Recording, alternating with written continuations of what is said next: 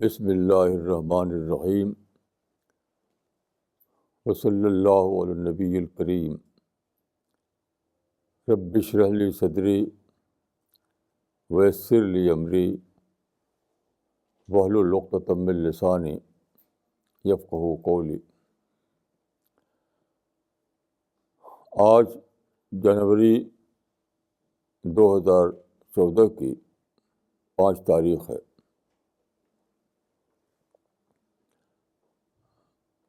میں اکثر آپ لوگوں سے یہ کہتا رہا ہوں کہ اپنے اندر یہ کوالٹی ڈیولپ کیجیے کہ ہر ایکسپیرئنس، ہر آبزرویشن یا جو بھی یہ پڑھیں کتابوں میں، اس سے آپ کا مائنڈ ٹریگر ہو جائے۔ جب تک مائنڈ ٹریگر نہیں ہوگا آپ کسی بڑی بات کو ڈسکور نہیں کر سکیں گے۔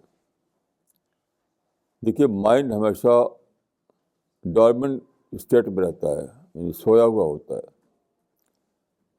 جب تک آپ اپنے اندر یہ چیز ڈیولپ نہ کریں، یہ کوالٹی کہ بار بار آپ کا مائنڈ ٹریگر ہو، تب تک آپ کو کوئی بڑی بات زندگی میں ملے گی نہیں۔ تو میں آج کی مثال دیتا ہوں آپ کو۔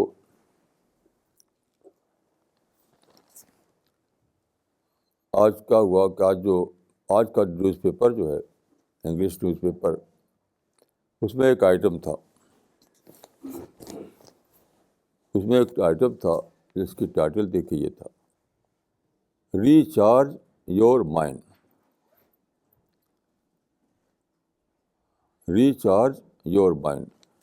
تو خود آرٹیکل میں تو کوئی خاص بات مجھے نہیں ملی، لیکن اس کا یہ ٹائٹل مجھے پسند آیا۔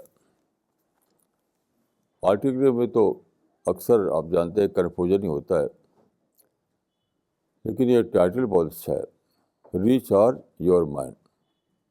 دیکھیے، آپ میں سے ہر شخص کے پاس آج کل موبائل فون ہوتا ہے، تو آپ جانتے ہیں کہ موبائل فون جو ہے وہ بار بار اس کو چارج کرنا پڑتا ہے۔ جیسے آپ کے پاس ایک موبائل فون ہے، وہ کتنا ہی اچھا ہو، لیکن وہ چارج نہیں ہے، تو آپ کا دنیا سے کوئی کانٹیکٹ نہیں ہوگا۔ وہ موبائل آپ کے لیے ایک ایسے ہوگا جیسے کوئی ڈبہ، لیکن جب اس کو آپ چارج کرتے ہیں تو انسٹینٹلی آپ ساری دنیا سے آپ کا کنیکشن بن جاتا ہے۔ دنیا میں کہیں بھی آپ ڈائل کریں، وہاں ایک آدمی ہیلو کرے گا اور آپ اس سے بات کرنے کی پوزیشن میں ہوں گے۔ یہ مطلب ہے ریچارج یور مائنڈ کا۔ تو آپ کو اپنے مائنڈ کو بار بار ریچارج کرنا ہے، تاکہ مائنڈ آپ اس قابل رہے آپ کا کہ آپ جو ورلڈ آف ریئلٹی ہے اس سے آپ کا کنیکشن بنا رہے۔ ہمارا ورلڈ آف ریئلٹی جو ہے وہ گاڈ ہے، تو گاڈ سے اپنا کنیکشن بنائے رکھنے کے لیے آپ کو اپنے مائنڈ کو ریچارج کرنا ہے۔ یہ کانسیپٹ قرآن میں موجود ہے۔ دیکھیے، قرآن میں ایک سورہ ہے الرحمن۔ الرحمن کی ایک آیت یہ ہے، یسألہ من فی السماوات والارض کل یوم ہو فی شان فبأی آلاء ربکما تکذبان۔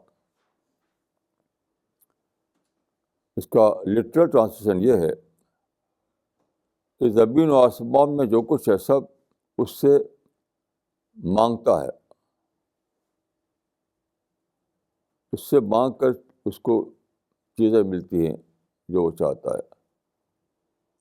تو فرمایا کہ کل یومن ہو فی شان، یعنی گاڈ ہر مومنٹ ایک نئی اسٹیٹ میں ہوتا ہے، نئی حالت میں ہوتا ہے۔ شان کے معنی ہوتے ہیں حال، اسٹیٹ۔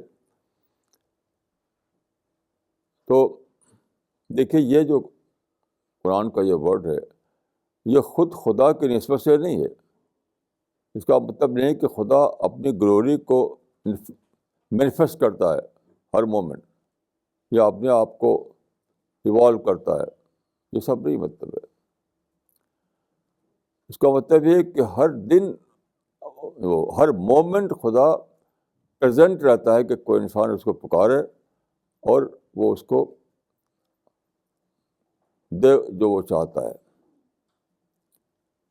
یعنی خدا ہر مومنٹ اویلیبل ہے آپ کو اٹینڈ کرنے کے لیے, آپ کو رسپانس دینے کے لیے. یہ مطلب ہے اس کا. ایک حدیث اس سلسلے میں آئی ہے اس آیت کی وضاحت میں, وہ بہت ہی زیادہ اس بات کے کلیئر کرتی ہے. تو حضرت عبداللہ ابن عمر کی حدیث ہے, یا آپ کو اس سورہ کے تحت تفسیر القرطبی میں پڑھ سکتے ہیں. اس میں 3 الفاظ ہیں, 3 الفاظ ہیں اس میں ہے کہ یغفر ذنبًا ویکشف کربًا ویجیب داعیًا. کا مطلب یہ ہے ہر لمحہ اللہ موجود ہوتا ہے, اویلیبل ہوتا ہے کہ وہ کسی گناہ کرنے والے کا گناہ معاف کرے, کسی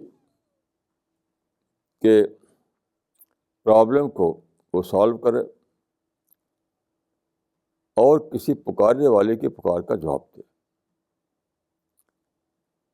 ہر لمحہ وہ اویلیبل ہے, ہر لمحہ. کیونکہ خدا کو نیند نہیں آتی, خدا کو اونگ نہیں آتی, خدا کبھی ریسٹ نہیں لیتا. تو یہ بہت ہی بڑی بات ہے جو قرآن میں بتائی گئی ہے, بہت ہی بڑی بات. اس بات کی اہمیت مجھے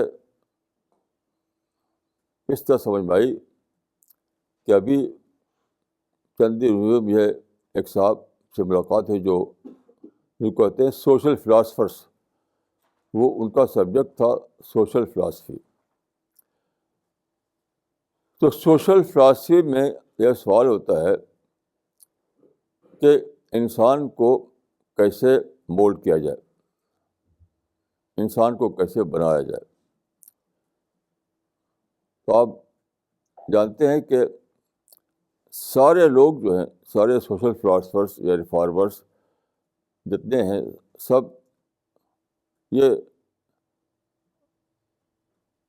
یہ دعویٰ لے کے اٹھے کہ انہیں سوسائٹی کو بدلنا ہے, سسٹم کو بدلنا ہے. اس نعرے کے ساتھ اٹھے, لیکن کوئی بھی کامیاب نہیں ہوا. کسی نے کہا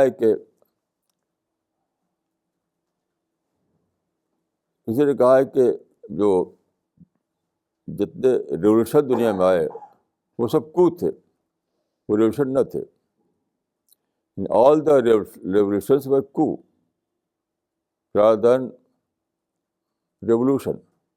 یعنی وہ انقلاب نہ تھے, وہ صرف یہ ہوا ان کے ذریعے سے کہ پولیٹیکل سیٹ پر جو بیٹھنے والا تھا وہ بدل گیا. بس کچھ یاد آ رہی, میں کرنا چاہوں گا آپ کو کہ ایک زمانے میں بہت دھوم سے اٹھی تھی ڈیموکریسی کی موومنٹ. ڈیموکریسی مطلب کیا بتایا جاتا تھا؟ گورنمنٹ آف دا پیپل, یہ سارے لوگوں کی حکومت. گورنمنٹ آف دا پیپل, سارے لوگوں کی حکومت. لیکن جب ڈیموکریسی بنی, کنگشپ ختم ہوا, ڈیموکریسی آئی, تو پریکٹیکل طور پہ کیا ہوا؟ ڈیموکریسی آف الیکٹڈ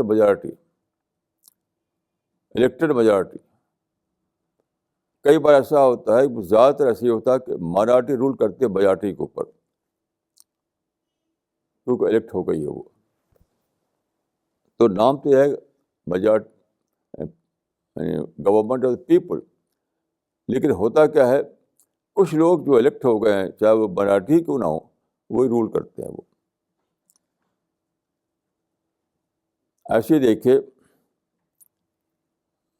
جو مارکسسٹ تھیوری تھی اس میں یہ تھا کہ سارے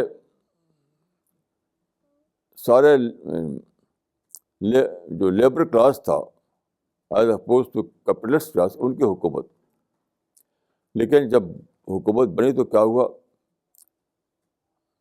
وہ حکومت جو تھی صرف کچھ لیڈروں کی حکومت تھی. تو یہ کیوں ایسا ہوتا ہے؟ کیونکہ وہ لوگ جو ریولیوشن لاتے ہیں تو وہ ایک پولیٹیکل سیٹ بدل جاتی ہے، انسان نہیں بدلتے. انسان تو پھر دوبارہ وہی انجسٹس، وہی ساری ایول، کیونکہ انسان تو بدلا نہیں تھا، صرف ایک سسٹم بدل گیا تھا. تو سارے سوشل فلاسفرس کا یہ بہت ہی بڑا ان کا پرابلم ہے کہ انسان کو کیسے بدلا جائے. انسان کی جو سوچ ہے، انسان کی جو ویلیو سسٹم ہے، انسان کے اندر جو ہیبٹس ہیں، اس کو کیسے بدلا جائے. تو اس کا جواب اس میں ہے. دیکھیں ان کے پاس بدلنے کے لیے کوئی آئیڈیالوجی نہیں ہے.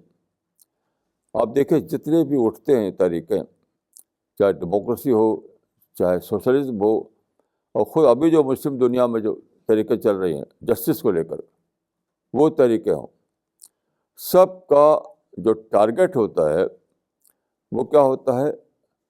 کوئی باہر کا سسٹم ہوتا ہے. باہر کا system and all the movements are یعنی ہیو سم ایکسٹرنل ٹارگیٹ. سارے موومنٹ جو تھی سب کچھ ایکسٹرنل ٹارگیٹ لے کے اٹھتی ہیں. یعنی انجسٹس ہے، ظلم ہو رہا ہے، کرپشن ہے، تو باہر کا پرابلم اس کو لے کے اٹھتی ہیں اور بہت سے لوگوں کا ساتھ دیتے ہیں، بھیڑ اکٹھا ہوتی ہے اور پھر گورنمنٹ بدل جاتی ہے. لیکن جو نیا لوگ آتے ہیں رول کرنے والے، وہ تو وہی کبھی رہتے ہیں، ان میں تو کوئی چینج نہیں آیا. تو سوشل فلاسفرس کا یہ بہت بڑا سوال ہے کہ انسان کو کیسے بدلا جائے. ہم سسٹم کو بدل پاتے ہیں لیکن انسان بدلتا نہیں، تو پھر بات وہیں کی وہیں رہتی ہے.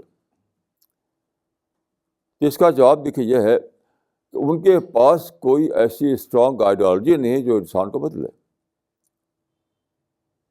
ان کی آئیڈیالوجی جو ہے وہ سب یعنی ایکسٹرنل اورینٹیڈ آئیڈیالوجی ہے. اپنے کو بدلے کیسے آدمی؟ اپنے کو بدلنے کے لیے کوئی ان کے پاس کوئی آئیڈیالوجی نہیں ہے. اپنے کو بدلنے کے لیے آئیڈیالوجی صرف اسلام میں ہے. کیونکہ اسلام میں دیکھیے اسلام کی آئیڈیالوجی کیا ہے؟ اسلام کی آئیڈیالوجی ہے کہ اس یونیورس کا ایک گاڈ ہے جسے کریٹ کیا اس کو، جو اس کو کنٹرول کیے ہوئے، اس کے آگے ہم اکاؤنٹیبل ہیں، یہ گاڈ. اور پھر اس نے ایک اور دنیا بنائی ہے ادر دین دس ورلڈ، جہاں جنت ہے، جہنم ہے، جہاں انسان یہاں موت کے بعد پہنچایا جاتا ہے، پھر اس کا حساب کتاب ہوتا ہے. تو یہ جو آئیڈیالوجی ہے اس کا جو آدمی اس کو، جس آدمی پر یہ ڈسکوری ہوتی ہے اس آئیڈیالوجی کو دریافت کر پاتا ہے، تو وہ جانتا ہے کہ یہ تو میری اپنی ذات ایٹ اسٹیک ہے. مسئلہ سوسائٹی کا نہیں ہے، مسئلہ کسی رولر کا نہیں ہے، مسئلہ کسی باہر کے لوگوں کا نہیں ہے، میرا اپنا ہی مسئلہ ہے، میری اپنی ذات ایٹ اسٹیک ہے. تو مجھے اپنے کو بدلنا پڑے گا، اپنے کو مجھے خدا کی مرضی پر لانا پڑے گا. دیکھیے ہوتا کیا ہے اسلام کی آئیڈیالوجی میں کہ آدمی پہلے ڈسکور کرتا ہے گاڈ کو، پھر ڈسکور کرتا ہے گاڈ کی اسکیم آف تھنگس کو، اس کے کریشن پلان کو، پھر وہ ڈسکور کرتا ہے کہ اس کو ہم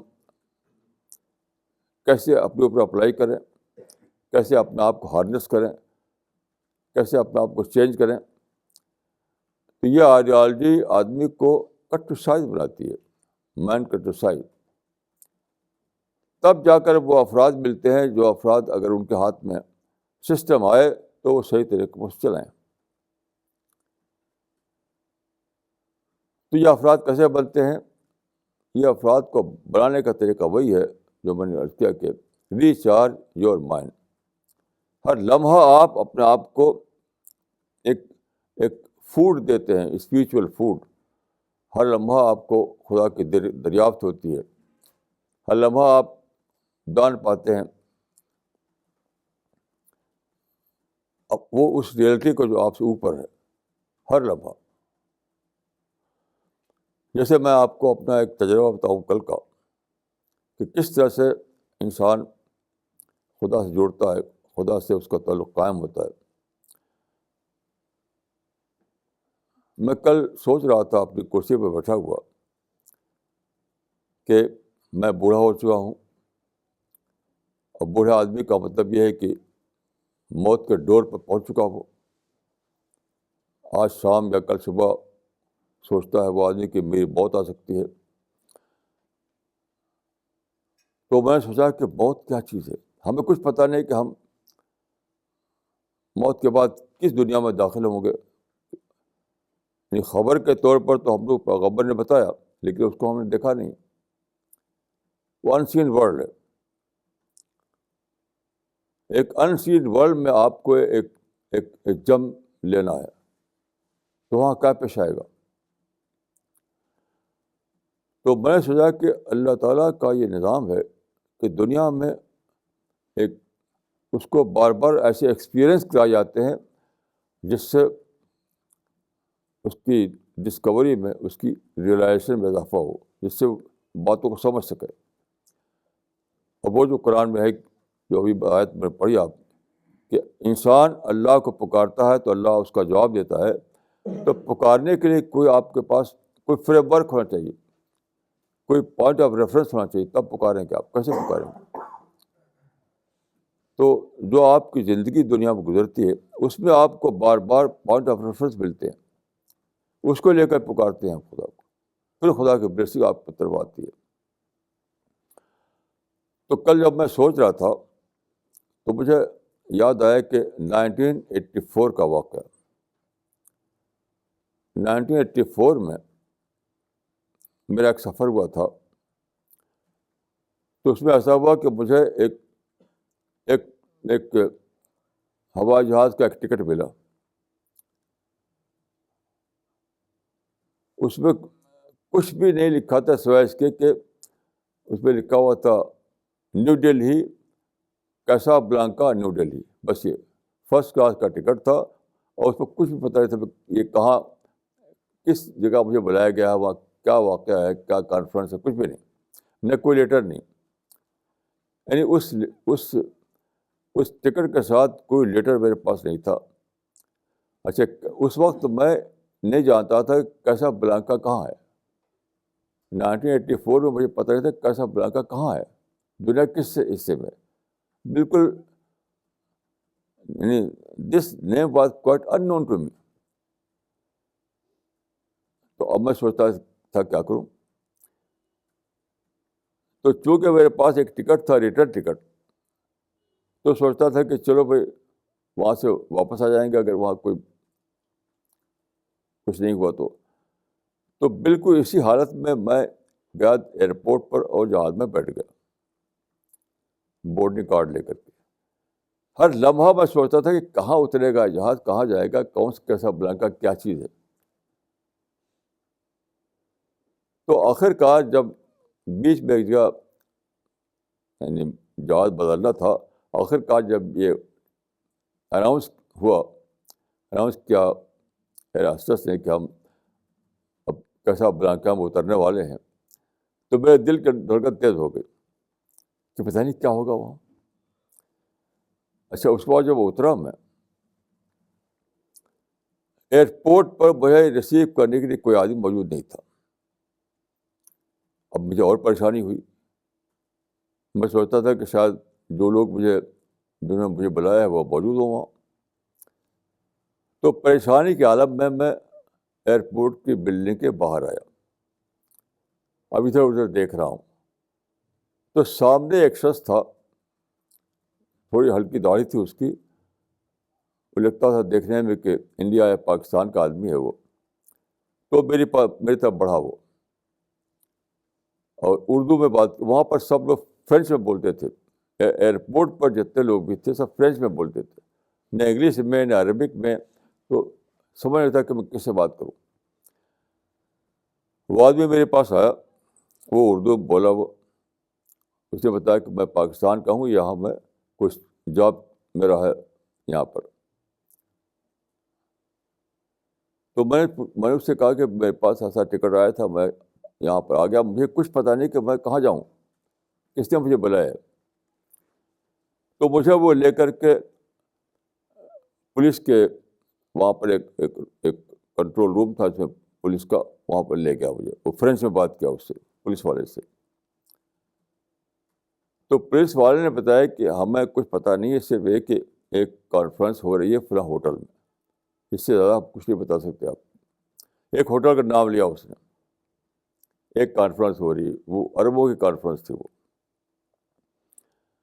تو وہ آدمی مجھے اپنی گاڑی میں بٹھایا, اپنی گاڑی میں بٹھا کر اسے کہا کہ میں آپ کو گیٹ پہ اتار دوں گا, ہوٹل کے گیٹ پہ اتار دوں گا. اس کے بعد میں آپ کا اور کچھ نہیں کر سکتا. تو گیٹ پہ اتار دیا اس نے, اور چلا گیا. اب میں ڈرتے ڈرتے ہوٹل کے اندر داخل ہوا. تو جیسے ہی میں داخل ہوا اندر, اور میں وہاں پہنچا ریسیپشن میں, تو وہاں جو لوگ تھے وہ سب لگے مجھ کے اہلاً وسہلاً مرحبا, آپ ویلکم ٹو یو, سب جاننے والے تھے وہ. اس کی وجہ یہ تھی کہ وہ عرب ملک کی طرف سے وہ جلسہ تھا. کیسا بلنکا آپ جانتے ہیں کہ براکو میں ہے. اس سے پہلے کئی بار میں ان کی کانفرنسوں میں گیا تھا, تو مجھے پہچانتے تھے. تو کوئی کہتا کہ لیجیے آپ کے روم کی چابی ہے, کوئی کہتا کہ یہ بیگ لیجیے آپ, کوئی کہتا کہ یہ آپ کا وہ ہے آئیڈینٹی کارڈ ہے. تو جب مجھے یاد آیا یہ واقعہ, تو میں نے کہا یہی ہے اللہ کا رسپانس, جو قرآن میں ہے کہ خدا ہر حال میں انسان کی مدد کے لیے موجود ہوتا ہے. اور حدیث میں کہا ہے کہ یہ داعین, کوئی پکارے تو اس کا جواب دیتا ہے. یہی ہے پکار کا جواب. یاد رکھیے, پکار کا جواب کوئی سیریس چیز نہیں ہے. آپ کو اپنے ایکسپیرئنس کے دوران ایسے باتیں گزرتی ہیں آپ کے ساتھ, ایسے پوائنٹ آف ریفرنس آپ کو دیے جاتے ہیں کہ اس کو لے کر کے آپ اللہ کو ڈسکور کر سکیں. تو جب یہ واقعہ گزرا تو میں نے سوچا کہ شاید اللہ تعالیٰ نے مجھے یہ دکھایا تھا اس لیے کہ اے بندے, خوف نہ کر. موت کے بعد جب تو داخل ہوگا دوسری دنیا میں, تو وہاں فرشتے موجود ہوں گے تو اس کے ویلکم کرنے کے لیے. وہ لوگ تجھے پہچانتے ہوں گے, تو ان کو پہچانے گا. اور وہ دنیا ہوگی جس کے بارے میں کہا گیا ہے کہ من اولئک مع النبیین والصدیقین والشہداء والصالحین. یعنی وہاں ایک ایسی سوسائٹی ہوگی جہاں وہ سلیکٹڈ لوگ اکٹھے کیے جائیں گے, جن کو ہم کہتے ہیں پیغمبر, جن کو کہتے ہیں شہداء, جن کو ہم صالحین, جن کو ہم کہتے ہیں صدیقین. وہ ایک دنیا ہوگی. تو یہ واقعہ جو ہے میرے لیے ایک پوائنٹ آف ریفرنس بن گیا اللہ کو پکارنے کے لیے. خدا میرے ساتھ تو یہ معاملہ کر کہ جب میں وہاں پہنچوں تو میں ان کو پہچانوں, وہ مجھ کو پہچانیں, وہ مجھے ویلکم کریں, اور کہیں کہ یہ تمہارا, یہ اللہ نے تمہارے لیے جگہ مقرر کری, اور اس میں داخل ہو جاؤ. تو یہ اس طریقے سے آپ اپنے مائنڈ کو روزانہ ریچارج کر سکتے ہیں. آپ کا جو ایکسپیرئنس ہوتا ہے, آپ کو جو روزانہ جو باتیں آبزرو کرتے ہیں, جو کچھ بھی آپ کو گزرتا ہے آپ کے ساتھ میں, وہ آپ کے لیے پوائنٹ آف ریفرنس بن جائے. اپنے آپ کو ریچارج کرنے کا یہی ایک طریقہ ہے. یہ جو ہے کہ ریچارج یور مائنڈ کا مطلب کیا ہے کہ جس دنیا میں تم رہتے ہو وہاں تمہیں ہر وقت کوئی ایکسپیرئنس ہو رہا ہے, کوئی چیز تم آبزرو کرتے ہو، کچھ تو پڑھتے ہو، کچھ سنتے ہو، یہ سب چیزیں تمہارے لیے پوائنٹ آف ریفرنس بن جائیں. اسی کو لے کر تم اللہ کو پکارو. جب پکارو گے تو تم پاؤ گے کہ وہ تمہاری بات کا جواب دینے کے لیے موجود ہے وہاں. یہ مطلب ہے اس کا. ایسے ہی دیکھیے قرآن میں جنت کے بارے میں یہ آیت آئی ہے کہ یدخلوہم الجنۃ عرفہا لہم، کہ جنت میں یعنی پیراڈائز میں ان لوگوں کو انٹری ملے گی جن کو اللہ نے پہچان کرا دی ہے. یہ پہچان کیا ہے؟ یہ پہچان یہ ہے کہ اس دنیا کو اللہ نے بنایا ہے یعنی اس طرح کہ یہاں جنت کی ساری چیزیں موجود ہیں، لیکن بہت ہی لمیٹڈ حالت میں. آپ کے اندر جو جتنے بھی ڈیزائر ہیں، جتنے بھی سینسز ہیں، یعنی انجوائے کرنے کا یہ جو سینسز ہیں آپ کے اندر، ان سب کے لیے دنیا میں موجود ہیں چیزیں. لیکن جب آپ اس چیز کو پا لیتے ہیں تو بہت جلد آپ ڈسکور کرتے ہیں کہ بہت ہی لمیٹڈ طور پر انجوائے کر سکا. آپ کے اندر جو ڈیزائر ہیں، آپ کے اندر جو پرسنالٹی ہے، وہ تو ان لمیٹڈ جوائے چاہتی ہے، ان لمیٹڈ ہیپینس چاہتی ہے، ان لمیٹڈ فلفلمنٹ چاہتی ہے، ان لمیٹڈ. لیکن جب آپ بہت کوشش کر کے اس چیز کو پا لیتے ہیں جو آپ چاہتے تھے، تو معلوم ہوتا ہے کہ یہ تو بہت ہی لمیٹڈ یعنی جوائے اس کے اندر تھا، میرے لیے ان لمیٹڈ نہیں تھا. یہ کیا ہے؟ یہ اس بات کا یعنی خدا نے آپ کو اس طریقے سے یہ بتانا چاہا ہے کہ اے بندے، تو پیراڈائز کو ڈسکور کر اپنے تجربے کے ذریعے سے، کہ جب تمہارے اندر ان لمیٹڈ طور پر اپنے فلفلمنٹ کا جذبہ ہے تو اس کا سامان بھی ہونا چاہیے. وہ کہاں ہے وہ جہاں مجھے ان لمیٹڈ طور پر میں انجوائے کر سکوں اور مجھے خوشیاں مل سکے. تو اس وقت تو دریافت کرے گا کہ وہ دنیا جو ہے، یا جس کو میں کہتا ہوں ہیبیٹاٹ، وہ دنیا پیراڈائز ہے. اس دنیا میں صرف اس کی پہچان ہے اور حقیقتاً وہ موت کے بعد ہے. تو اس آیت کا مطلب یہ ہے، اس آیت میں جو ہے کہ جنت میں انٹری ان کو ملے گی جن کو خدا نے پہچان کرا دی ہے. دنیا کی پہچان کا مطلب یہی ہے کہ دنیا میں رہتے ہوئے بار بار وہ چیزیں ان کے لیے پوائنٹ آف ریفرنس بنتی رہیں، اس بات کے لیے کہ وہ خدا کو پکاریں کہ خدا، دنیا میں تو میرے لیے صرف لمیٹڈ جوائے مقدر کیا تھا تو نے، لیکن مجھے دیا ہے تو نے ان لمیٹڈ یعنی اسپرٹ، ان لمیٹڈ جذبہ. یعنی مجھے پیدا کیا تو نے ان لمیٹڈ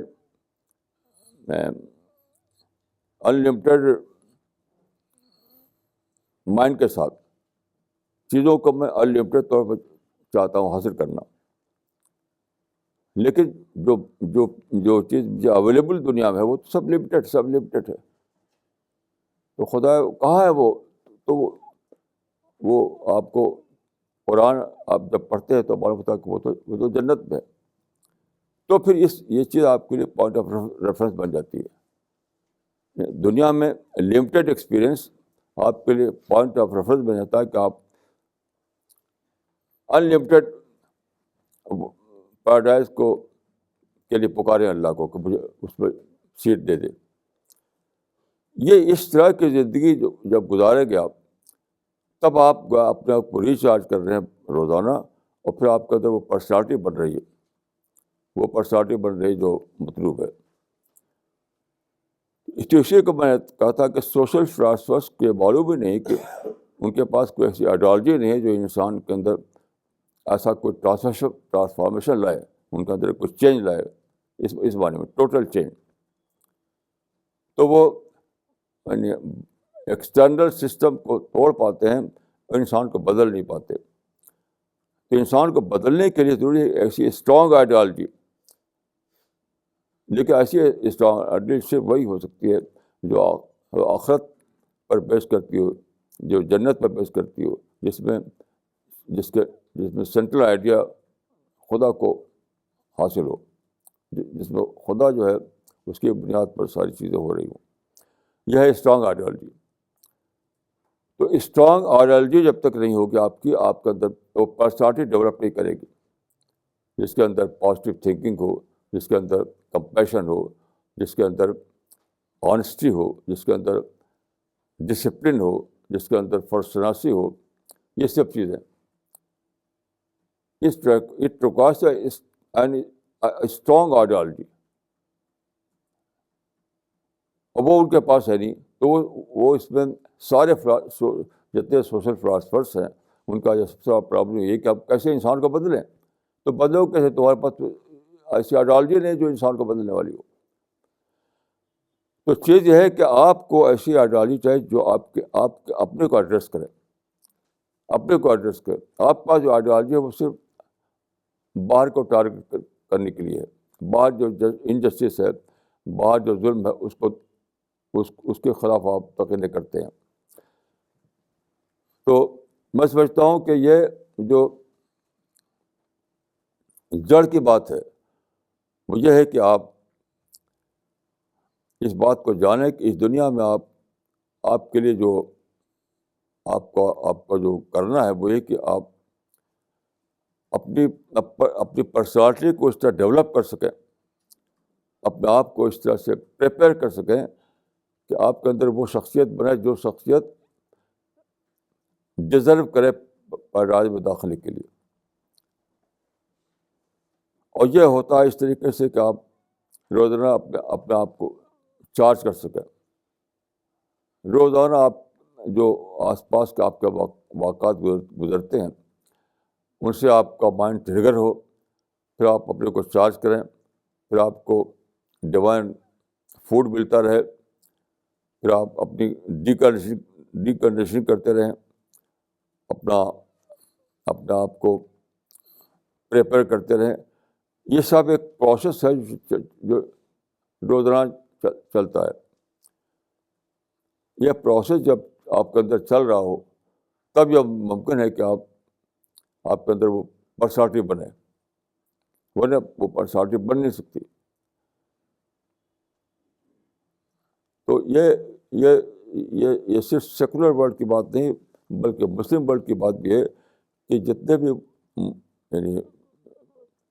جتنے بھی بڑے موومنٹ اٹھے ہیں وہ سب کے سب کسی نہ کسی باہر کے ٹارگیٹ کو لے کرتی, کسی نہ کسی ایکسٹرنل ٹارگیٹ پر لے کر اٹھتی ہیں کہ باہر کو انہوں نے پوائنٹ آؤٹ کیا کہ باہر ظلم ہو رہا ہے, انجسٹس ہو رہا ہے, باہر یہ ویل ہے وہ ایول ہے. اس کو لے کر لوگوں کو انہوں نے ابھارا اور ایک بھیڑ اکٹھا کی. تو بھیڑ اکٹھا کر کے ایک چینج بظاہر آیا, لیکن وہ چینج آیا سسٹم میں نہ کہ افراد میں, نہ کہ تو نیا گروپ جو اس سسٹم کو کنٹرول کرنے والا تھا وہ ویسے تھا جیسا کہ پہلے والے لوگ تھے. تو ہمارا جو مشن ہے, ہمارا مشن انڈیویجول بیسڈ ہے. ہم انڈیویجول کو ٹارگیٹ کرتے ہیں, سسٹم کو نہیں. ہمارا جو ٹارگیٹ ہے سسٹم نہیں ہے, انڈیویجول ہے. تو یہ بیسک ڈفرینس ہے ہمارے مشن میں اور دوسرے کے مشن میں. اس زمانے میں آپ جانتے ہیں کہ یہ تحریکوں کا زمانہ ہے, یہ زمانہ تحریکوں کا زمانہ, یعنی سیکولر ورلڈ میں بھی مسلم ورلڈ میں بھی. لیکن جتنے بھی تحریکیں اٹھی ہیں, جتنی موومنٹ اٹھی ہیں وہ سب سسٹم بیسڈ تھی. مسلم کنٹریز میں بہت بڑی تحریکیں اٹھائی گئی, وہ سب سسٹم بیسڈ تھی. سیکولر ورلڈ میں بڑی تحریکیں اٹھائی گئی, وہ سب سسٹم بیسڈ تھی. تو سسٹم کو لوگ توڑ پاتے ہیں, لیکن اس کے بعد نیا سسٹم چلانے کے لیے افراد چاہیے وہ ان کے پاس موجود نہیں ہوتے، پھر وہیں کا وہیں معاملہ رہتا ہے. مجھے ایک قصہ یاد آتا ہے پاکستان کا. پاکستان میں آپ جانتے ہیں کہ اس کا نام ہے اسلامی جمہوریہ. وہاں اسلامی تحریکیں بہت سے اٹھیں. تو ضیاء الحق صاحب نے کو کر کے وہ وہاں پر پریزیڈنٹ بن گئے.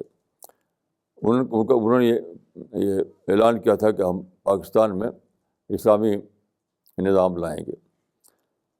تو کچھ جب ہوا نہیں تو علماء ان سے ملے. علماء نے کہا کہ آپ نے کہا تھا کہ آپ اسلامی نظام لائیں گے تو آپ تو ابھی تک لائے نہیں آپ.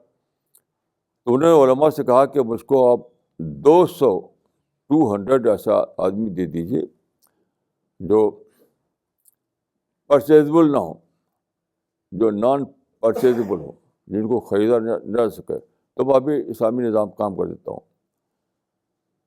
تو علماء نے کہا کہ ہم ایسے افراد کہاں سے لائیں؟ یہ وہی علماء تھے جو اس سے پہلے بڑی بڑی تحریکیں چلا رہے تھے اسلام کے نام پر. تو کیا تحریکیں چلانے والے کے پاس بھی افراد نہیں؟ تو نتیجہ ہے کہ وہیں بات رہی جہاں پہلے تھی. جو بات جہاں یعنی سوسائٹی کی جو حالت تھی پہلے وہی اب بھی باقی رہی. تو ہمارا مشن جو ہے وہ انڈیویجول بیسڈ ہے. ہم ایک ایک فرد کے مائنڈ کا ایڈریس کرتے ہیں اور ایک ایک انسان کے اندر وہ کریکٹر لانے کی کوشش کرتے ہیں، وہ تھنکنگ لانے کی کوشش کرتے ہیں جو مطلوب ہے. اس طرح کے افراد جب بڑی تعداد میں اکٹھا ہوتے ہیں تب ایک سوسائٹی بنتی ہے. جو سوسائٹی ہم چاہتے ہیں اس سوسائٹی کو آپ اسٹیج ایکٹیویزم سے نہیں بنا سکتے. اسٹیج ایکٹیویزم، اسٹریٹ ایکٹیویزم اور یہ اس حکومت کو بدلو اس حکومت کو توڑو، اس سے نہیں ہو سکتا. وہ آپ کو پہلے انڈیویجول بنانا پڑے گا.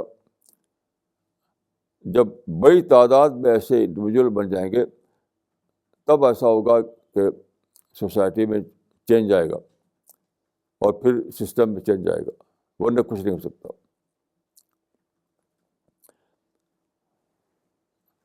تو مجھے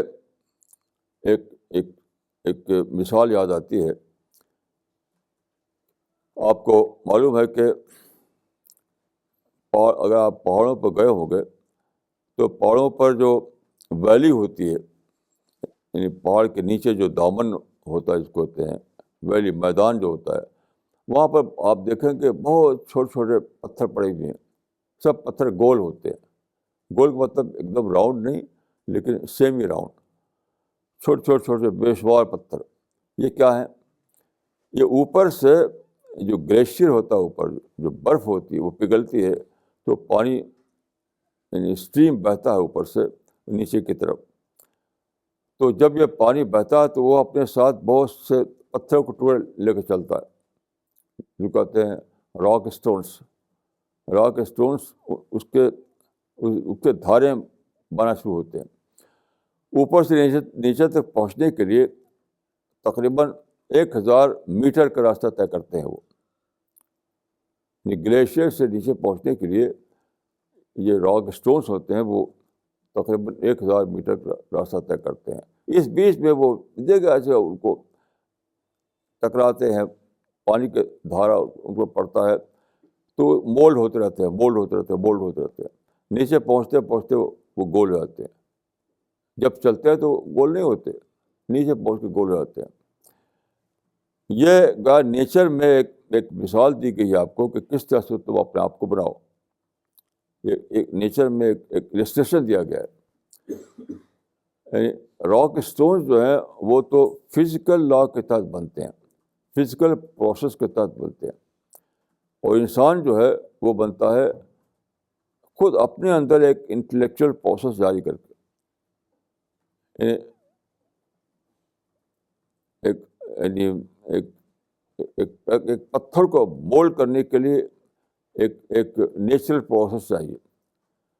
آپ کو مولڈ کرنے کے لیے آپ کو خود اپنے اندر ایک پروسیس جاری کرنا ہوگا، انٹلیکچوئل پروسیس. اس وہ آپ کا جو انٹلیکچوئل پروسیس ہے وہ آپ کو مولڈ کرے گا. یہی ہے مطلب اس بات کا کہ آپ اپنے کو، جو میں نے کہا کہ ہر دن آپ کو ریچارج کرنا اپنے مائنڈ کو. تو ریچارج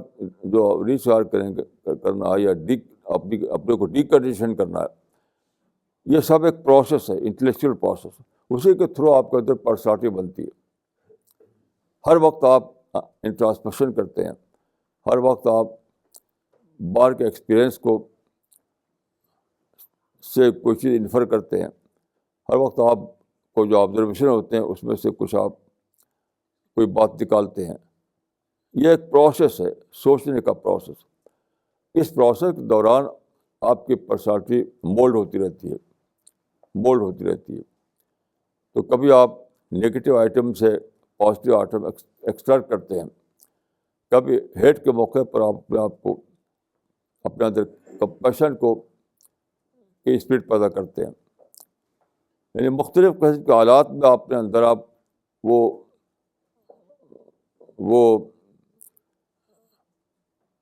اپنے مائنڈ کو اس ڈھنگ پر پریپیئر کرتے ہیں جو کہ چاہیے.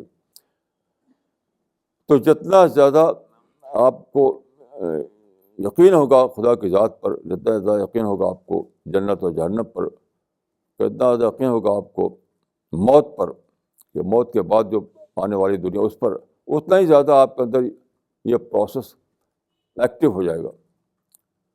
اس پروسیس کو ایکٹیو کرنے کی صورت صرف یہ ہے کہ یہ جو آئیڈیالوجی ہے لائف کی، وہ آپ کے اندر کتنے زیادہ انکلکیٹ ہوئی ہے.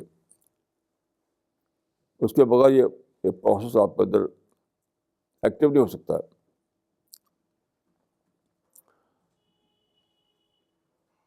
تو یہ ہے پورا معاملہ. میں سمجھتا ہوں کہ ہر انسان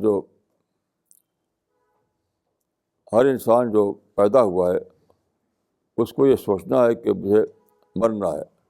حدیث میں آتا ہے کہ اکثر ذکر حادم اللذات الموت، موت کو بہت زیادہ یاد کرو جو لذتوں کو ڈھا دینے والی ہے. لذت کے معنی کیا ہے؟ لذت کے معنی ہے کہ لذت کے معنی ہے کہ آپ کے اندر سیریس تھنکنگ نہ ہو، نان سیریسنیس کو ختم کرنے والی ہے، انسینسیریٹی کو ختم کرنے والی ہے. یہ جو الفاظ اس میں ہے کہ وہ لذت کو اٹھا دینے والی ہے، اس کا مطلب یہی ہے کہ جتنا زیادہ آپ سوچیں کہ موت کو اور پوسٹ ڈیتھ پیریڈ کو، اتنے زیادہ آپ کے اندر سینسیریٹی آئے گی، نان سیریسنس ختم ہوگا، اور پھر آپ کے اندر وہ تھنکنگ پروسیس جاری ہوگا جس کے ذریعے آپ کی شخصیت بولڈ ہوتی رہے. یعنی ایک پرسنالٹی بلڈنگ کا پروسیس آپ کے اندر چلتا رہے. یہ مطلب ہے اس کا. تو میں دعا کرتا ہوں کہ اللہ تعالیٰ مجھ کو اور آپ کو یہ توفیق دے کہ ہم آپ زندگی کے معاملے کو بہت ہی سیریس طور پر لیں، اور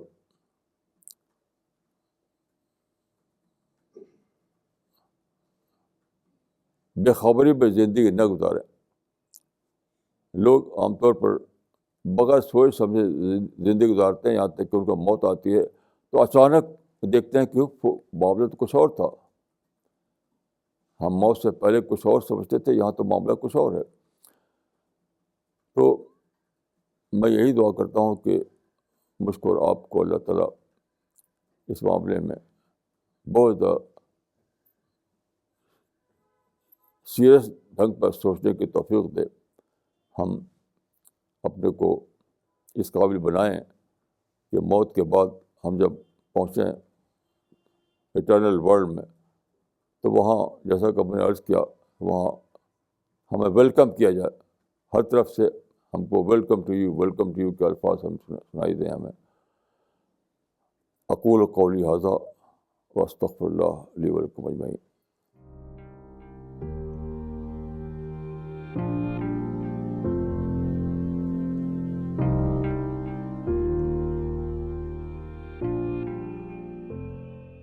مولانا یہ سوال آیا ہے تمل ناڈو سے، مولانا اقبال عمری کا۔ انہوں نے لکھا ہے، اسلام کا نشانہ کیا ہے؟ اچھا انسان بنانا یا دنیا میں صالح نظام قائم کرنا؟ اس کے بارے میں کچھ بتائیے۔ دیکھیے یہ جو نظام یعنی system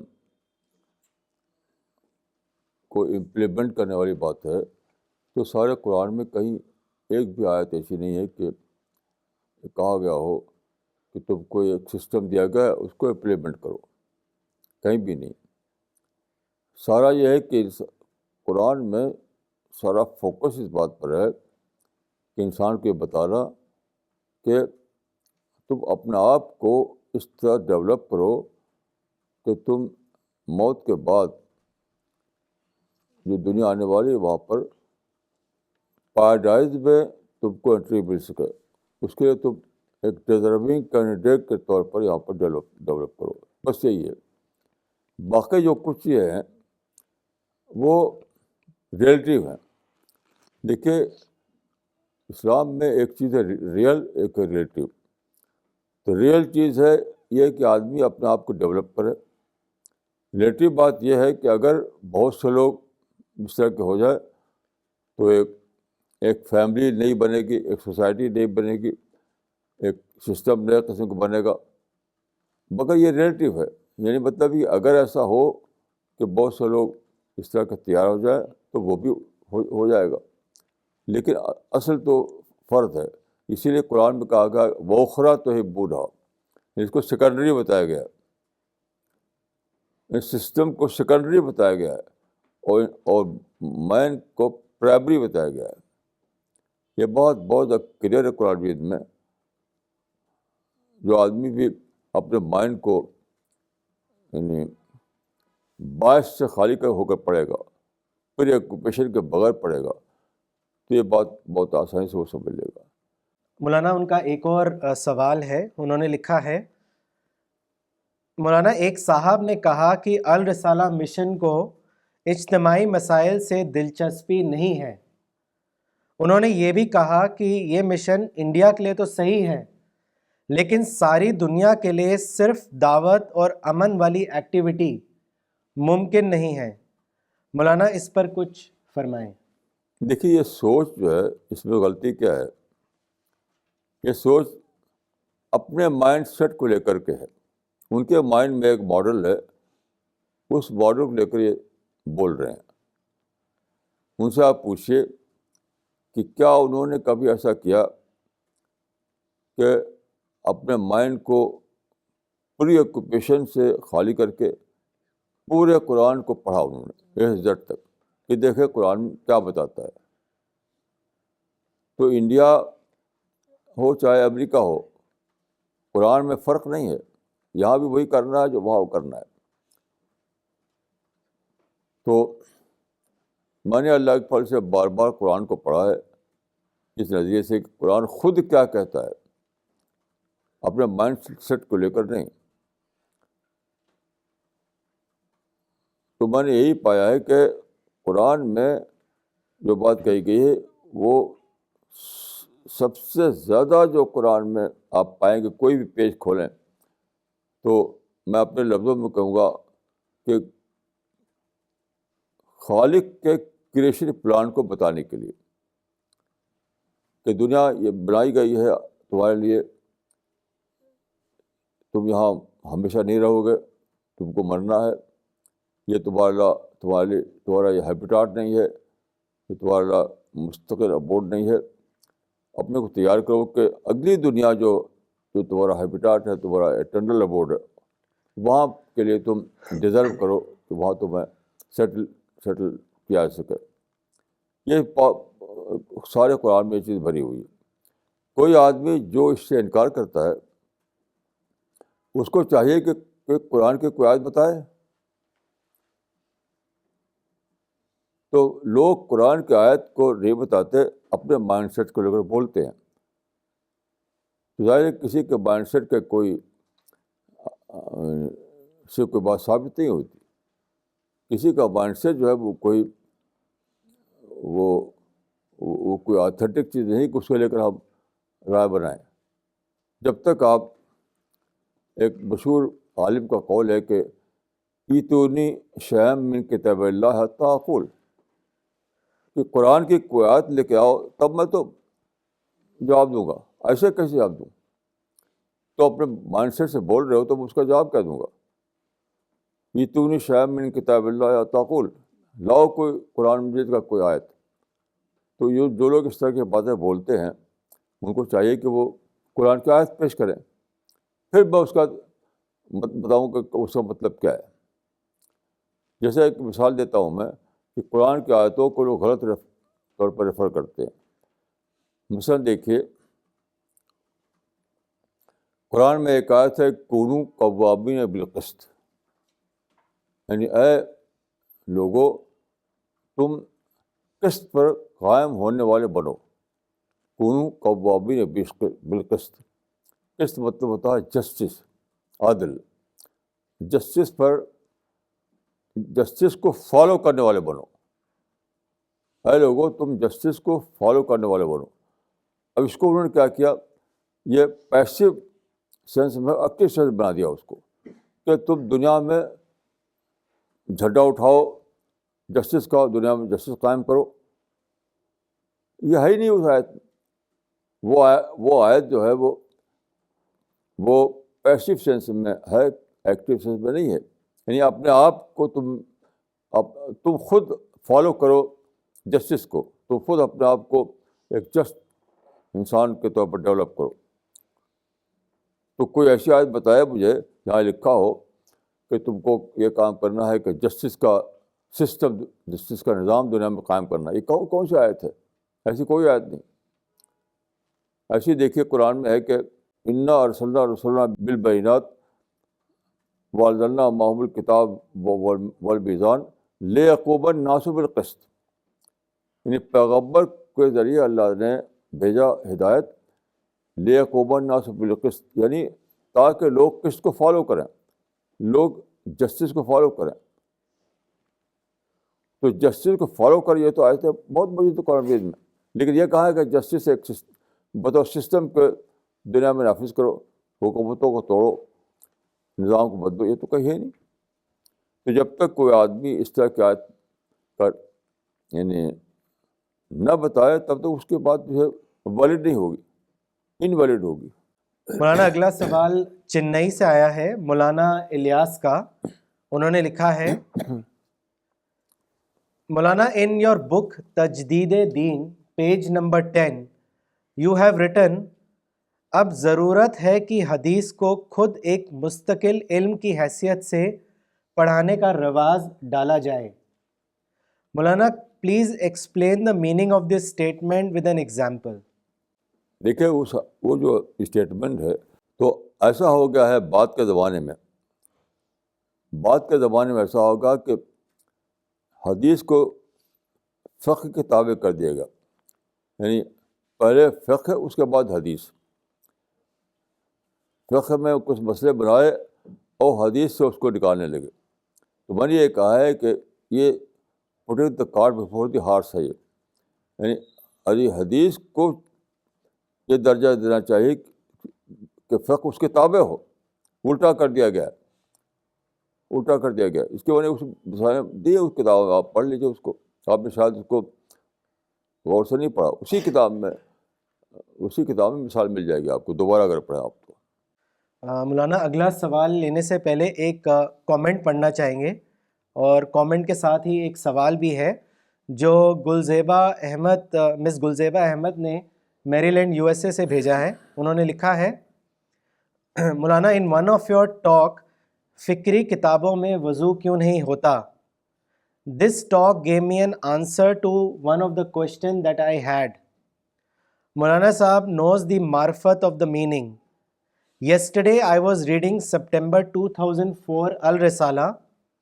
That time I was thinking that these words are full of wisdom, and how is it that Maulana gets it? Today I got the answer that continuous thinking leads you to the marifat of the meaning. انہوں نے سوال جو کیا ہے مولانا وہ اس طرح ہے. انہوں نے لکھا ہے, مولانا صاحب please tell us how can we focus our thinking on one topic when there is so much going on in life. دیکھیے یہ سوال اکثر لوگ پوچھتے ہیں, لیکن یہ سوال جو ہے اس لیے ہے کہ جو کریٹر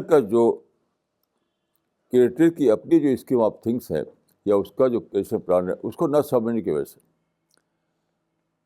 جب قرآن میں بار بار بتائے گی یہ بات, جیسے آج ہی میں کسی سے بات کر رہا تھا کہ قرآن میں ہے کہ لقد خلقنا الانسان فی کبد, ہم نے پیدا کیا انسان کو ہارڈشپ میں. ہارڈشپ کا مطلب کیا ہے؟ ڈسٹریکشن میں.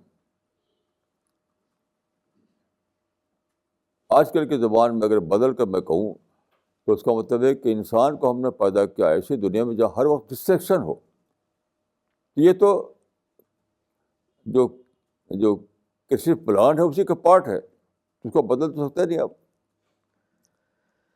بدل تو سکتے نہیں آپ.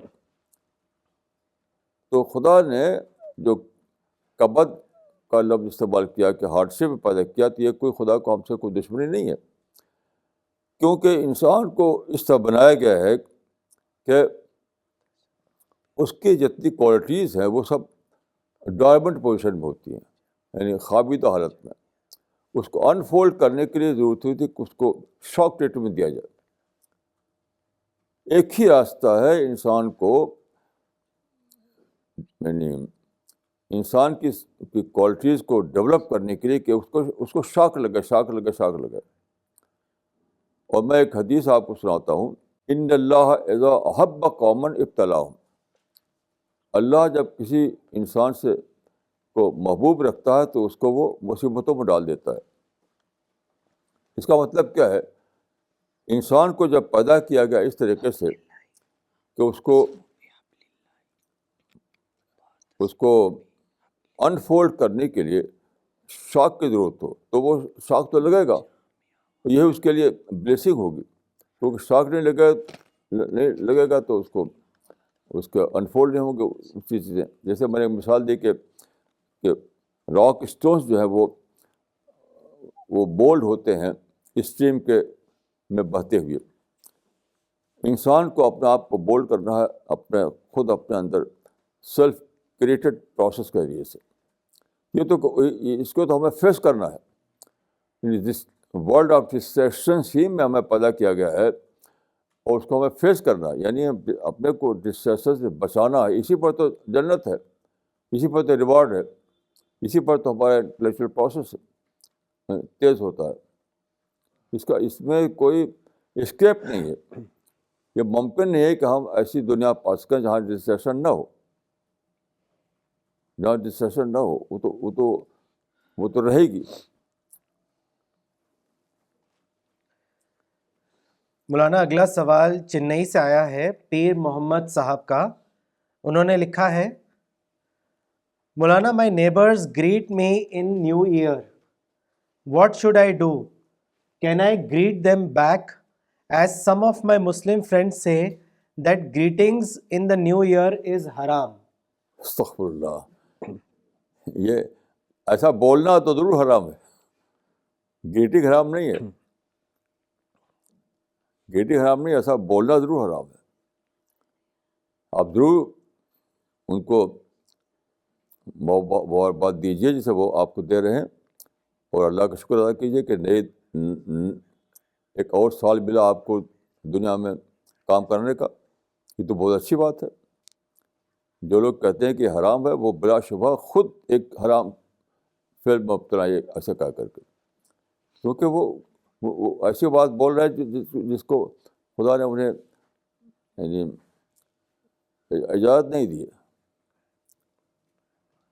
یعنی کیسے کوئی منہ سے بولتا ہے.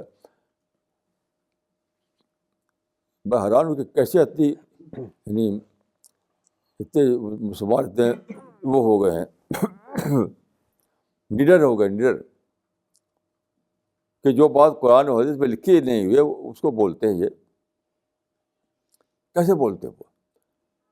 تو جو لوگ ایسا کہتے ہیں ان سے بس سادہ یعنی سوال آپ یہ کیجیے کہ بتاؤ کہاں لکھا ہے قرآن یا حدیث میں. جو لوگ ایسا کہتے ہیں ان سے پوچھیے کہاں لکھا ہوا ہے قرآن حدیث میں.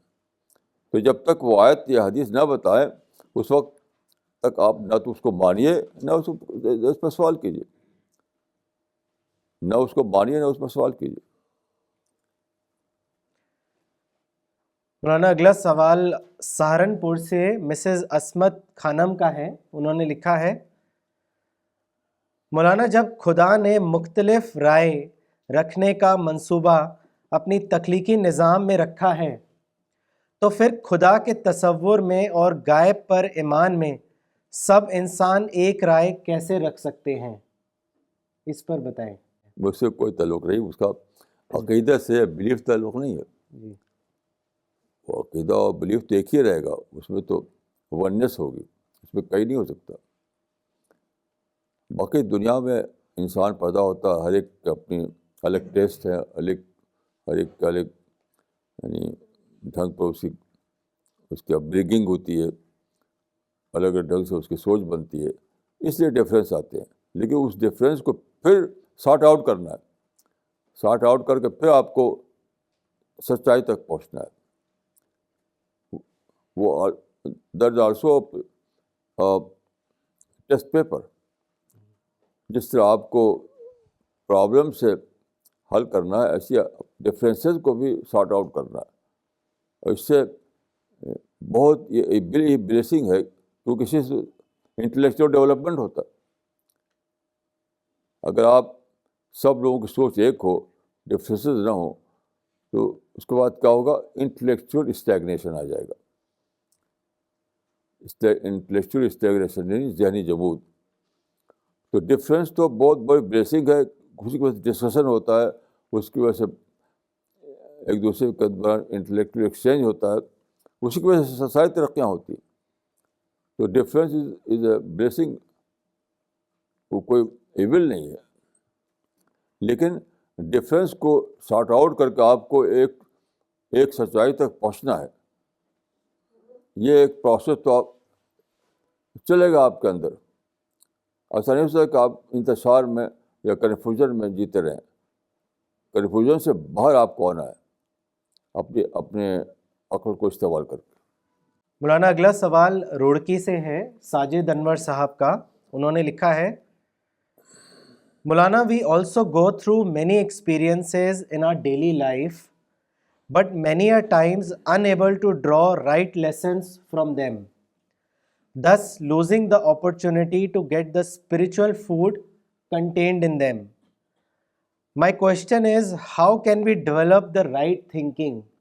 Maulana, please guide us. دیکھیے بہت آسان ہے. میں آج کا اپنا ایکسپیرینس بتاؤں. آج صبح مجھے نہانا تھا،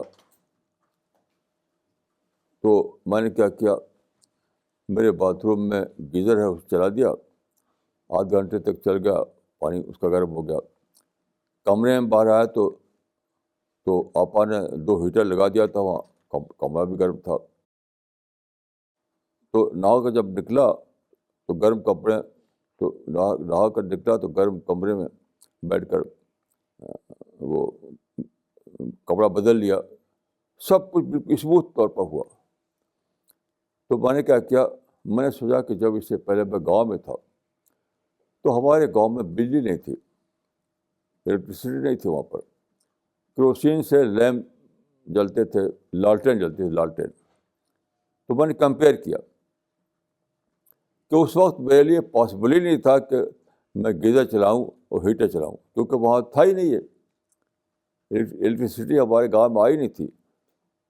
تو in comparison that we understand. آپ کمپیئر کیجیے. ہر آدمی کے پاس ایک پاسٹ ہوتا ہے، اس سے کمپیئر کر کے وہ اپنے پریزنٹ میں خدا کی بلیسنگ کو دریافت کر سکتا ہے. ہر آدمی کو، چاہے اوباما ہو تب بھی، اوباما کے بھی ایک پاسٹ ہے. اس پاسٹ کو اگر آپ یاد کرے گا تب اس کا تو شکر آئے گا، تب اس کو ڈسکوری ہوگی. تو سب سے آسان طریقہ یہ ہے کہ آپ اپنے پریزنٹ میں جو آپ کچھ پا رہے ہیں، پاسٹ کو لے کر سوچیے اور کمپیئر کیجیے. جیسے کہ میں کرتا رہتا ہوں, میں روزانہ کرتا رہتا ہوں. جیسے کچن میں گیا, وہاں پر گیس جل رہی تھی. میں نے سوچا کہ جب میں گاؤں میں تھا تو وہاں کوئی کانسیپٹ ہی نہیں تھا کہ آپ ایک سوئچ گھمائیں اور گیس نکلنے لگے. وہاں تو لکڑی اور اس طرح چیز جلا کر کے آگ ملتی تھی. تو اس کمپیریزن سے میں نے سوچا کہ اللہ کی کتنی بڑی بلیسنگ کہ آج ہمیں گیس ملی ہوئی ہے. سب سے آسان طریقہ اپنے اندر شکر کو ڈیولپ کرنے کا یہ ہے, یا شکر کا مطلب کیا ہے؟ Positive thinking. ساری نگیٹیو ختم ہو جائے گی آپ کی, اور پازیٹیو تھنکنگ کے سوا کچھ آپ کے مائنڈ میں رہے گا نہیں. اگر صرف اتنا آپ کریں کہ اپنے پریزنٹ کو پاسٹ سے کمپیئر کرتے رہیں. ہر آدمی کے پاس جو پاسٹ ہوتا ہے وہ کچھ ہوتا ہے, پریزنٹ جو ہے کچھ ہوتا ہے. جیسے میں حیدرآباد میں گیا تو وہاں مجھے دیا گیا تھا ٹاپک بولنے کے لیے کہ حیدرآباد کے مسلمان کیا کریں, یہ ٹاپک دیا گیا تھا. تو میں نے کہا کہ یہ کریں کہ وہ شکر کریں. پھر میں نے پوچھا کہ دیکھیے, جب انڈیپینڈنس سے پہلے کا جو حیدرآباد تھا تو میں یہاں آیا تھا, اس وقت انڈیپینڈنس سے پہلے گیا تھا میں وہاں. تو میں نے کہا کہ وہاں سوائے رکشے کا کچھ دکھائی نہیں دیتا, صرف رکشہ. اب میں آیا ہوں تو وہاں پر ایئرپورٹ پر اترا میں تو کار ہی کار, مسلمانوں کے محلے میں جاؤں یا جہاں بھی جاؤں کار ہی کار, اچھی سڑکیں سب. تو آپ کمپیئر کیجیے کہ آج آپ کاروں پر دوڑ رہے ہیں, اس سے پہلے آپ رکشہ کھینچتے تھے, تو شکر آئے گا. تو میں سمجھتا ہوں کہ پازیٹیو تھنکنگ کو ڈیولپ کرنے کا سب سے آسان طریقہ یہ ہے کہ آپ اپنے پریزنٹ کو پاسٹ سے کمپیئر کریں. بس آپ اپنے, دوسرے کا نہیں. یہ نہیں کہ اس وقت فلاں راجا کیسے رہتا تھا, فلاں بادشاہ کیسے رہتا تھا, یہ مطلب نہیں. اپنے پریزنٹ کو اپنے پاس سے, کہ میں آج جہاں ہوں کیا میرے دادا بھی ایسی تھے, وہ دادا کی حالت کیا تھی, تو معلوم ہو کہ دادا سے میں 1000 گنا بہتر ہوں. تو ساری نگیٹیو تھنکنگ اپنے آپ ختم ہو جائے گی. نگیٹیو تھنکنگ جو آتی ہے وہ صرف اس لیے آتی ہے کہ آدمی پاسٹ کو بھلا کر کے سوچتا ہے, پاسٹ کو بھلا کر کے سوچتا ہے. بہت ہی آسان طریقہ, میں تو ڈیلی یہی کرتا ہوں, روزانہ یہی کرتا ہوں. آج بھی میں نے یہ کیا کہ میں یہ سوچا کہ آپ بول رہا ہوں. میں اس سے پہلے بھی میں بولتا تھا, جب میں اپنے گاؤں میں تھا, میں اعظم گڑھ میں تھا, تو وہاں پہ یہ سب کچھ بھی نہیں تھا, یہ سسٹم ہی نہیں تھا, یہ ٹیکنالوجی نہیں تھی. آج میں بول رہا ہوں تو میری بات ریکارڈ ہو رہی, وہ ویڈیو ریکارڈنگ ہو رہی ہے, دنیا میں جگہ جو لوگ سن رہے ہیں. تو میں نے کمپیئر کیا آج کو پاسٹ سے, تو لکھا کتنا اللہ کا شکر ہے. تو شکر کا مطلب کیا ہے؟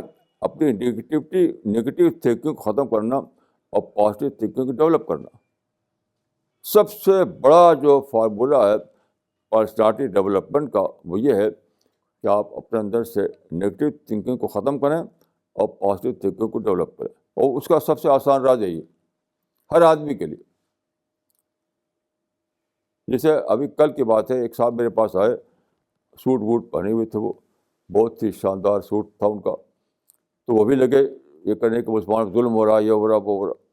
میں ان کو جانتا تھا اس وقت سے جب کہ وہ نوجوان تھے, تو بالکل معمولی حالت میں تھے, وہ بالکل ایک پور فیملی پیدا ہوئی تھی. میں نے کہا اپنے آپ کو کمپیئر کیجیے کہ آج آپ اس حالت میں آ کے بچے جو ہے یورپ میں سیٹل ہو گئے ہیں, تو آپ شکر کیوں نہیں کرتے, شکایتیں کیوں کرتے؟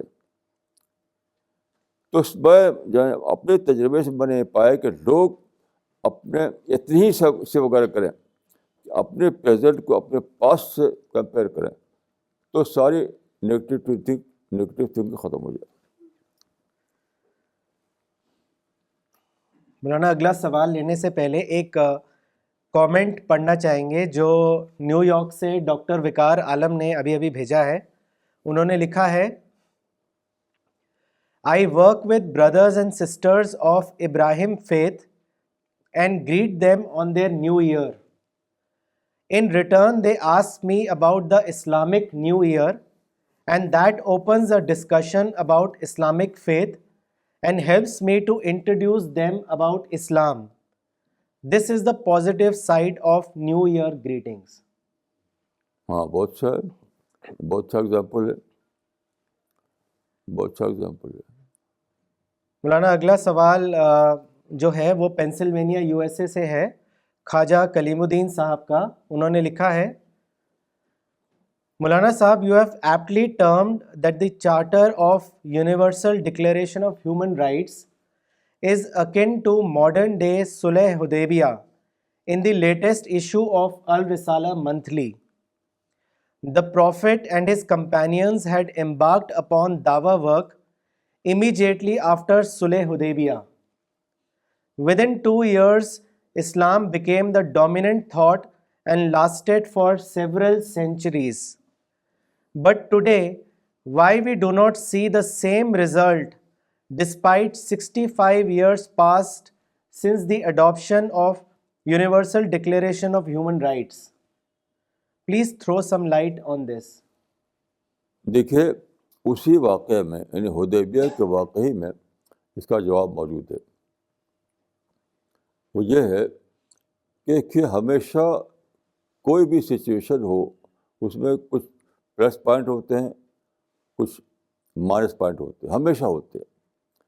آپ کو یہ وژڈم لینا پڑتا ہے کہ مائنس پوائنٹ کو اگنور کریں اور پلس پوائنٹ کو فوکس کریں. جیسے میں حدیبیہ کی مثال دیتا ہوں.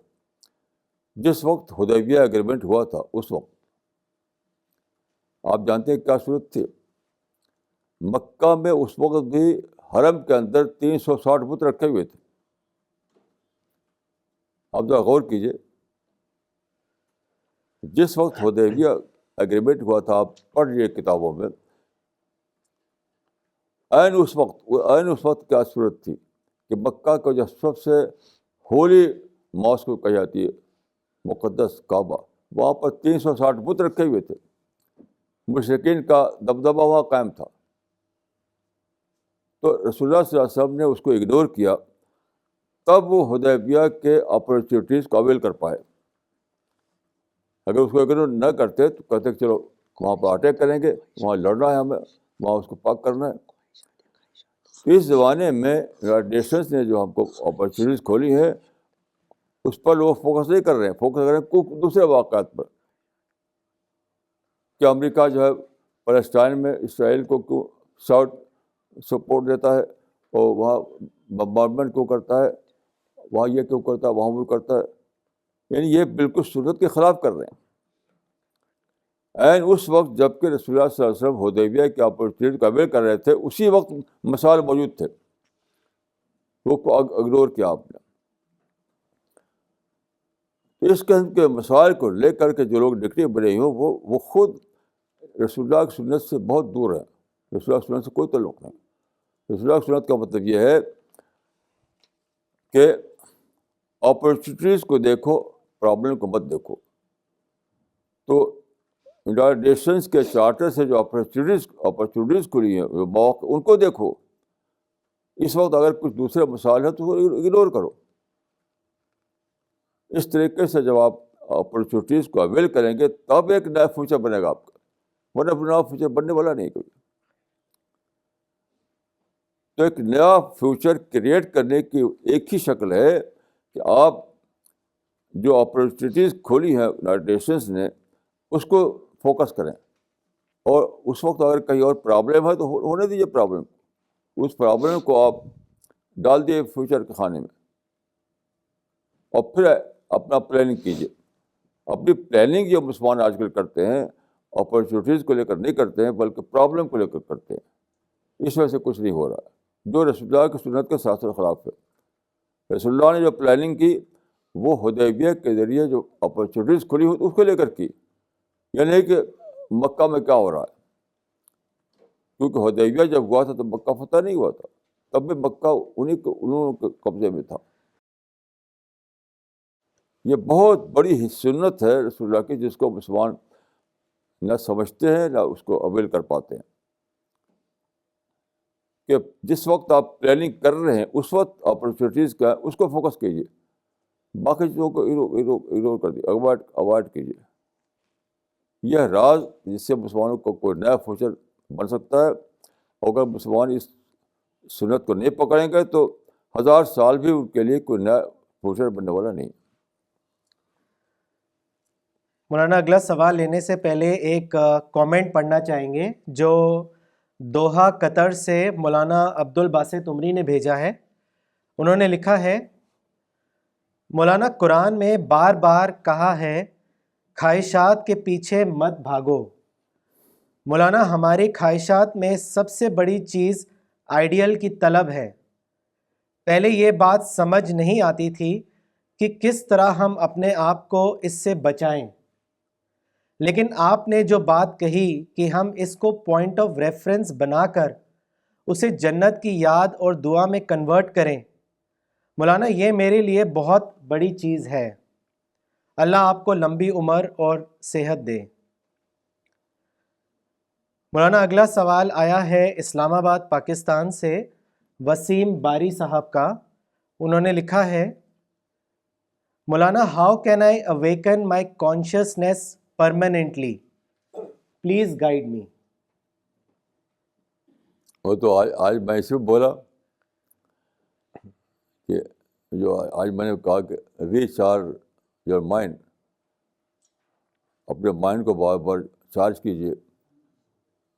تو ہر لمحہ یاد رکھیے، جو آیت میں نے پڑھی، جو حدیث میں نے پڑھی، تو ہر مومنٹ کچھ نہ کچھ گزرتا آپ کے ساتھ. کوئی ایکسپیرئنس، کوئی آبزرویشن، کسی کچھ سنتے ہیں، کچھ پڑھتے ہیں، ہر مومنٹ.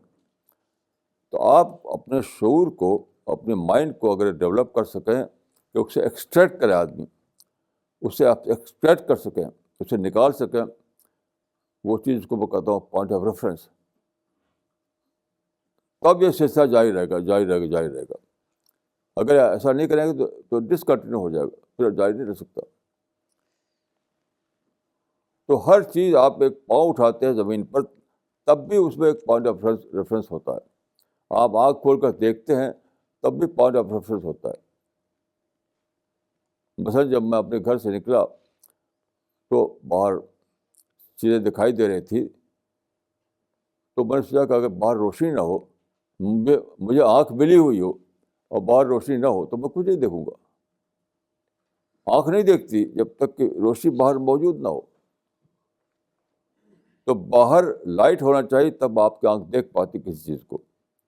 تو اس میں ایک پوائنٹ آف ریفرنس تھا کہ کیسا عجیب ہے خدا کہ اس نے جب مجھے آنکھ دیا تو باہر لائٹ بھی اس نے بکھیر دی، سورج کو چمکا بھی دیا ساتھ ساتھ. تو ہر مومنٹ ایسی چیز گزرتی ہے آپ کے ساتھ جس میں آپ کو ایک پوائنٹ آف ریفرنس موجود ہوتا ہے. جیسے میں بول رہا ہوں تو آپ غور کیجیے کہ جو اسپیچ ہے، پاور آف اسپیچ، اس ساری یونیورس میں کسی کو حاصل نہیں. 2 اسٹارز کے بیچ میں کوئی ایکسچینج نہیں ہوتا، 2 پلانٹ کے بیچ میں کوئی بات چیت نہیں ہوتی، کسی شیر اور ہاتھی کے بیچ میں بات چیت نہیں ہوتی، کیونکہ ان کو یہ جو اسپیچ آپ کو حاصل ہے، پاور، وہ ان کو نہیں حاصل ہے.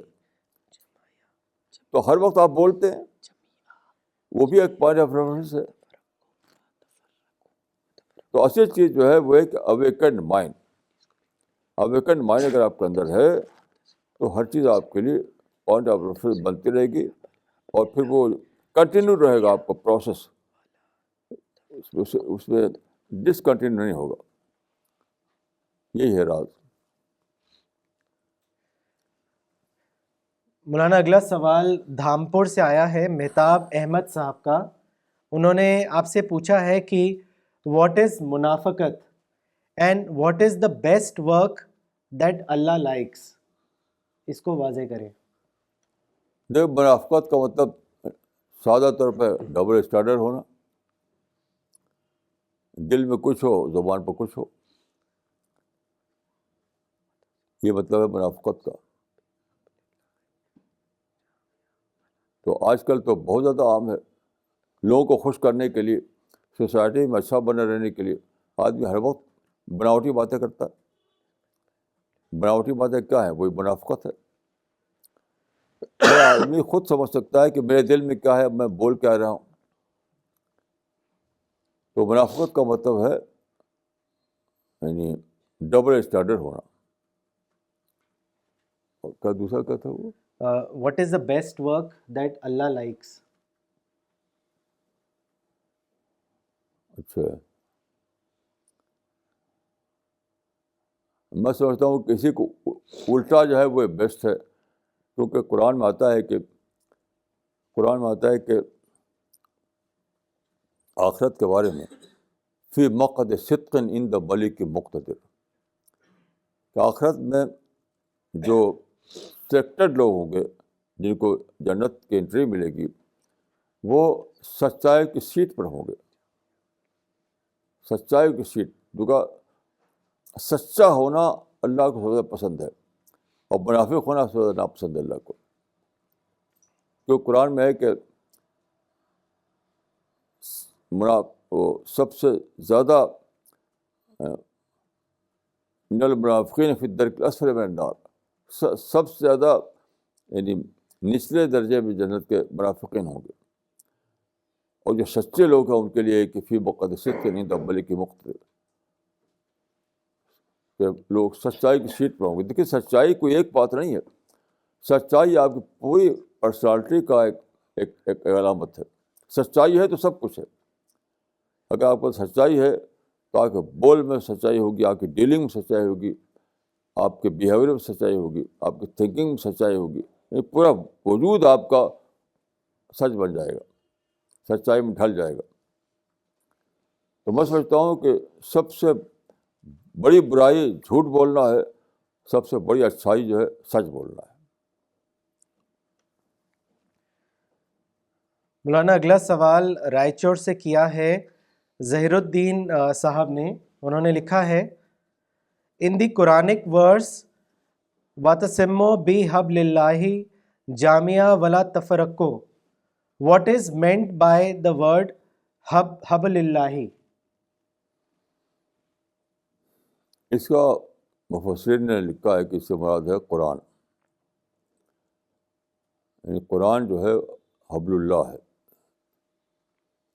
اس کا مطلب یہ ہے کہ اجتماعی زندگی میں، سوشل لائف میں قرآن کو سینٹرل بناؤ.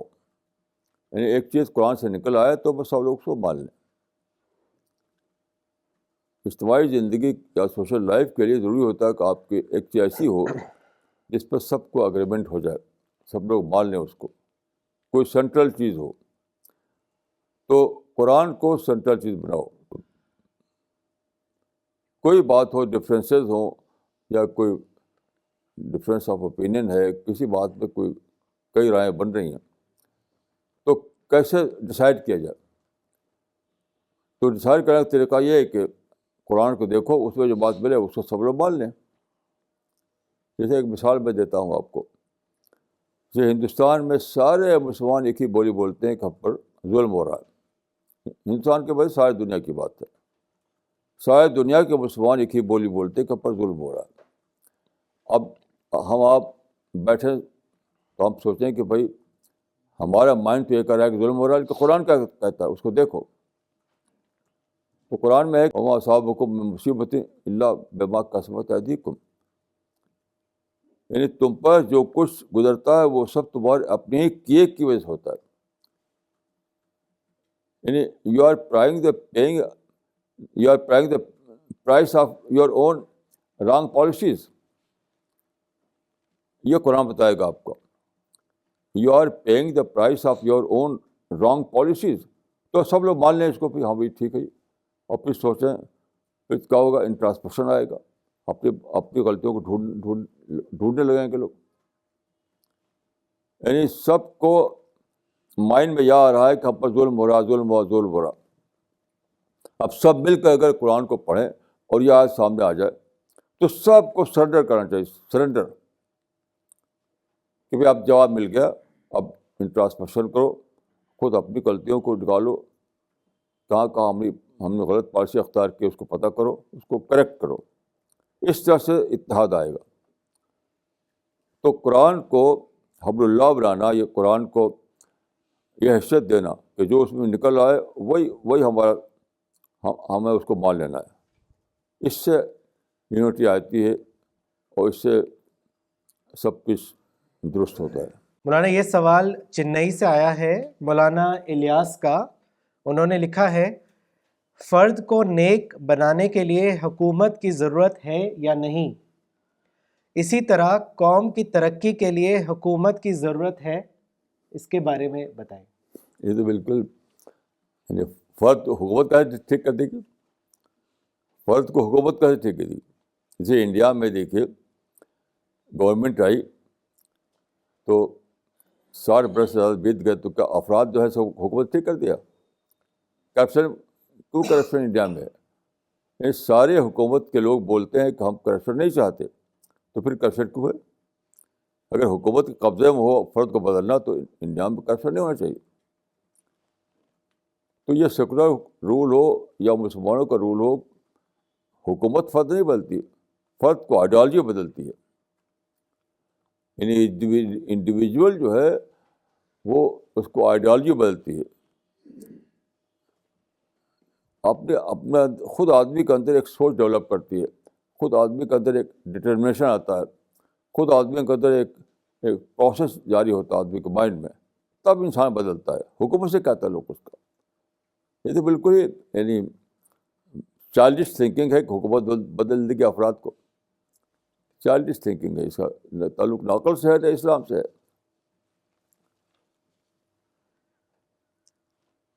مولانا اگلا سوال چنئی سے آیا ہے خلیل الرحمان صاحب کا۔